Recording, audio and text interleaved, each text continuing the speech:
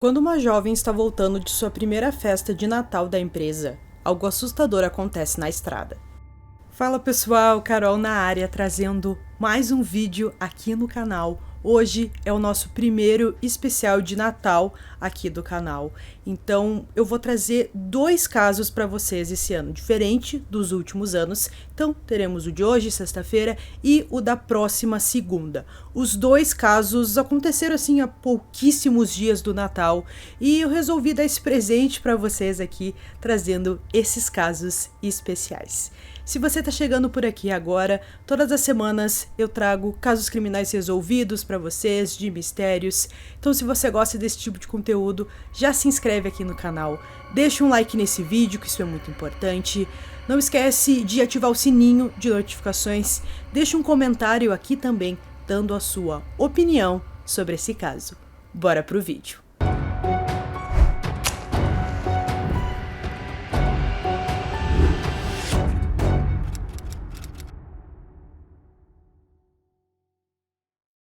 Rhonda Annette Hilson nasceu em 13 de dezembro de 1962, em Great Falls, na Carolina do Sul, o que significa que dezembro sempre foi especial para sua família. A filha mais velha do casal era popular na Eastbrook High School. Ela se destacou no atletismo, no basquete e na dança. Depois de formada, ela começou a trabalhar na empresa siderúrgica local chamada Hickory Steel, aos 19 anos. Nesse momento, ela não pensava em ir para uma universidade. Ela só queria ganhar bastante dinheiro e conhecer o mundo. Apesar de parecer que tudo estava indo muito bem em sua vida, seus pais começaram a perceber que algo a estava deixando preocupada. Em um dia, ela pediu ao seu pai que a acompanhasse enquanto ela dirigia até a cidade. No meio do caminho, ela confessou ao pai que tinha algo muito terrível para contar a ele. O pai perguntou o que era, o que estava acontecendo, mas provavelmente ela desistiu de contar aquilo e acabou ali mudando de assunto e disse para o pai que contaria em outro momento. Então o pai ficou ali sem entender, mas acreditou em sua filha, esperou que ela tivesse o momento dela para contar o que era tão grave assim. Enquanto isso, sua mãe, Judy, também notou outro comportamento estranho. Em certa ocasião, ela perguntou à mãe se era aceitável ter um caso com um homem casado, o que era estranho, pois ela estava namorando com um jovem já há 2 anos. No início de dezembro, ela começou a sofrer de insônia. Ela estava se levantando no meio da noite para tomar banho, dizendo à mãe que se sentia suja. Em uma noite, ela pediu para dormir no quarto do irmão. Em outra ocasião, Judy acordou e a encontrou parada no quarto, apenas olhando para ela. Para todos que conheciam, Gregory McDowell e Rhonda foram feitos um para o outro. Ele era um garoto romântico que sempre escrevia cartas de amor para ela. Judy disse que ela foi realmente feliz durante o primeiro ano que eles passaram juntos, mas ele começou a mostrar um lado diferente. Ele se tornou um garoto possessivo e controlador. Nunca se saberá se as mudanças no comportamento de Rhonda ao longo de 1981 foram devidas ao seu relacionamento, mas parece provável que algo mais estivesse incomodando a jovem. Naquele ano, alguns jovens estudantes da escola morreram de uma forma trágica, o que deixou, é claro, todos bem chocados. Rhonda começou a falar com seus amigos e familiares sobre a morte. Ela disse à avó que provavelmente estaria morta antes de se casar. Porém, no dia 22 de dezembro, seu humor pareceu melhorar um pouco. Ela estava muito animada para participar da festa da empresa de fim de ano. Ela até tinha comprado uma roupa nova e estava feliz para usá-la naquela noite. Seu namorado não ficou muito feliz quando ela disse que iria à festa sem ele. Mesmo assim, ela não se importou. Naquele dia, ela estava usando uma saia xadrez laranja, uma blusa bege, um suéter laranja escuro e sapatos marrons. A festa da empresa durou até depois da meia-noite, quando Rhonda saiu em companhia de 2 amigos. Ela ligou para o namorado e contou a seus amigos depois que ele estava agindo como um louco no telefone. Rhonda estava dirigindo e deixou seus amigos antes de começar sua viagem de 10 quilômetros até sua casa. O que aconteceu a seguir nunca pode ser certo, Mas as evidências sugerem que, enquanto ela viajava pela Mineral Springs Mountain Road, a 800 metros de sua casa, ela levou um tiro. Uma bala foi disparada contra o carro por trás, usado por um rifle de alta potência. O tiro passou pelo porta-malas do veículo, pelo banco do motorista e atingiu direto no coração. Enquanto isso, Judy, sua mãe, acordou assustada. A mãe disse que teve um sentimento muito ruim naquela noite. Ela até acordou o seu marido porque ela estava muito preocupada com sua filha. Ela acreditava que a filha pudesse ter sofrido um acidente. Ela não sabia explicar direito. A única coisa que ela sabia é que acreditava que sua filha estava em perigo, que alguma coisa tivesse acontecido com ela. Digamos que ela teve uma premonição do que aconteceu com sua filha. Ela ficou tão desesperada que começou a ligar para várias pessoas para saber se sua filha estava bem. Ela ligou para a família Pittman, porque foi lá que aconteceu a festa. Eles disseram que Rhonda já havia saído. Em seguida, seu pai ligou para a residência dos McDowell e Greg contou que a filha deles planejava ligar para ele quando ela chegasse em casa. A mesma história que Rhonda contou aos amigos. A polícia foi chamada depois que um carro foi encontrado abandonado na estrada. A polícia encontrou a porta do motorista aberta e, apesar do tempo frio, a janela estava aberta também. Rhonda foi retirada do veículo, provavelmente pelo seu assassino.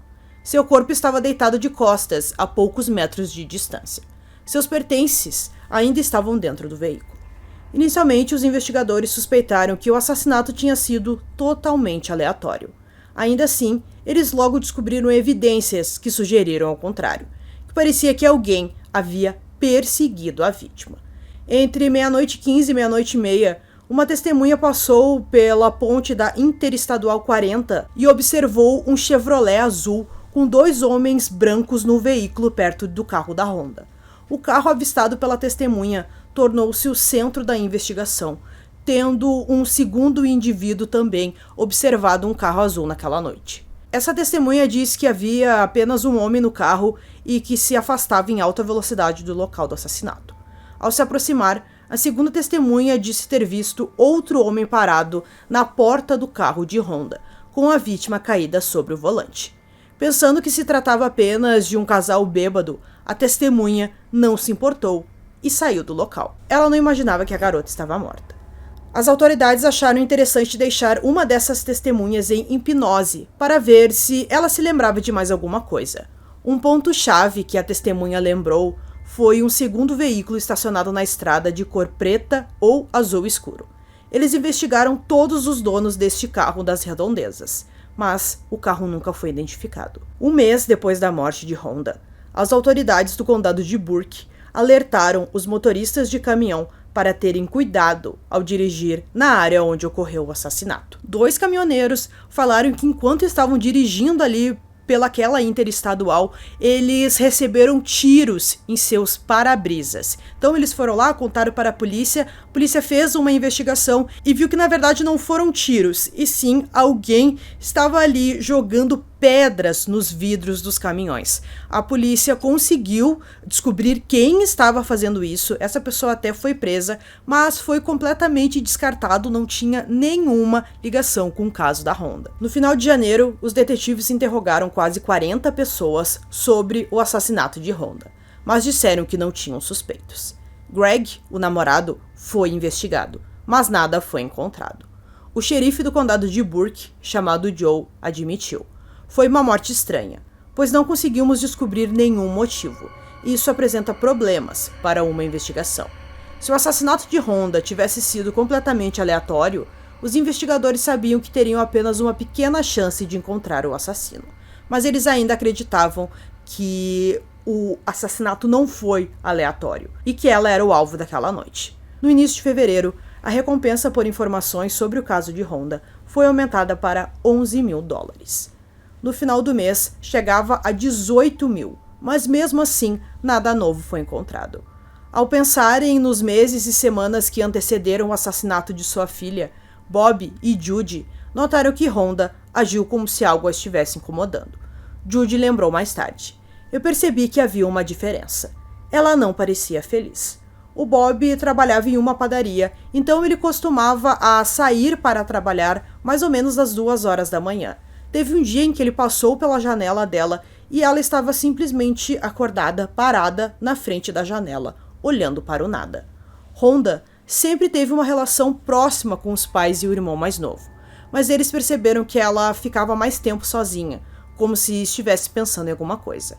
6 meses após o assassinato, a família Hilson ainda lutava para aceitar a nova realidade. Judy finalmente reuniu forças para entrar no quarto de Rhonda pela primeira vez, e ela também procurou uma organização para pais de crianças e adolescentes assassinados, pedindo conselhos, porque ela simplesmente não conseguia viver sem sua filha. 8 anos depois da morte de Rhonda, seu caso foi apresentado em um episódio de Unsolved Mysteries, na esperança de gerar novas pistas. Os detetives admitiram que o caso estava arquivado há alguns anos e ainda não tinham certeza se Rhonda havia sido o alvo ou se sua morte foi apenas um acidente horrível. Caitlin, a produtora do programa, disse aos repórteres que eles apresentavam apenas casos que eles acreditavam que seriam solucionados e que esperavam que o espectador pudesse ajudar a polícia a finalmente encerrar o caso. Alguém aí sabe de alguma coisa. Alguém sabe o que aconteceu com Rhonda Hilson. O xerife do condado de Burke, Ralph Johnson, também estava esperançoso de que a exposição nacional ajudaria na resolução do caso.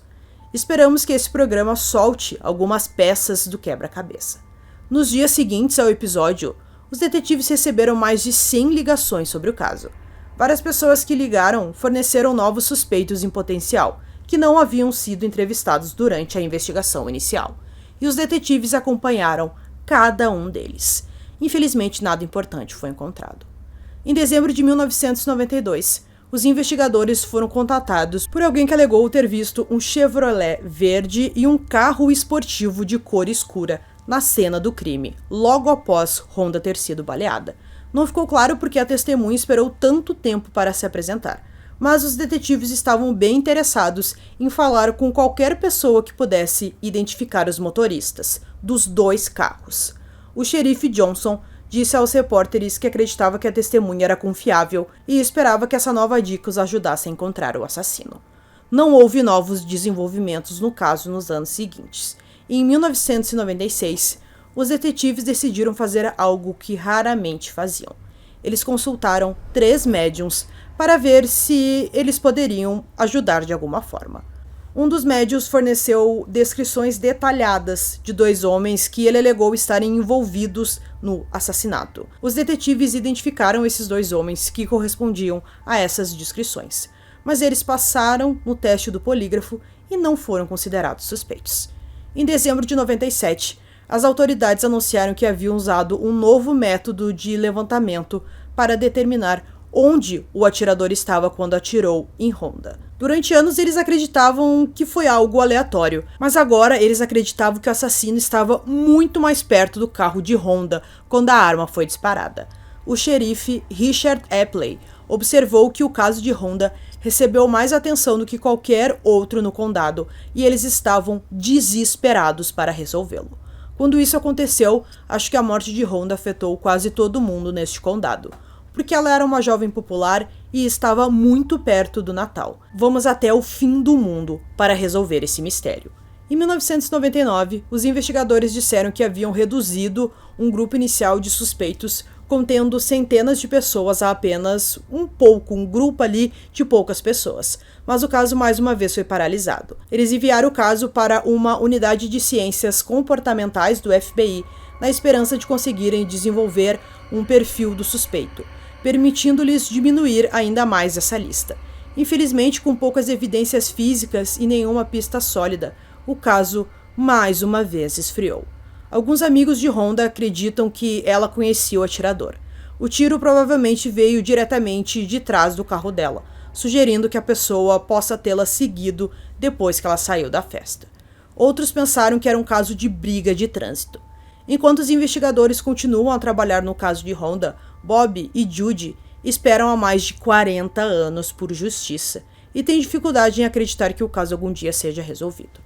Judy diz que espera que o assassino se apresente e faça a coisa certa. Eles, ou ele, tiraram a vida de Rhonda e tiraram 40 anos das nossas vidas. Eles devem isso a nós. Então, pessoal, concluindo esse caso aqui para vocês, muito estranho, mas tem uma coisa que chama a atenção. Aquela pergunta que ela fez à mãe se era errado se envolver com um homem casado, então eu meio que imaginei aqui que talvez essa esposa desse homem casado descobriu e mandou alguém ir atrás dela e matá-la. É só apenas uma teoria, ou também que o namorado esteja envolvido, já que ele estava um pouco bravo por causa das atitudes dela nos últimos tempos ali. Então a gente viu que o relacionamento dos dois não estava indo muito bem. Deixem as teorias de vocês aqui nesse caso especial de Natal, que eu vou estar lendo e também comentando aqui. Então eu espero que vocês tenham gostado desse vídeo. Esse foi mais um vídeo aqui no canal Durmam Bem. E até o próximo.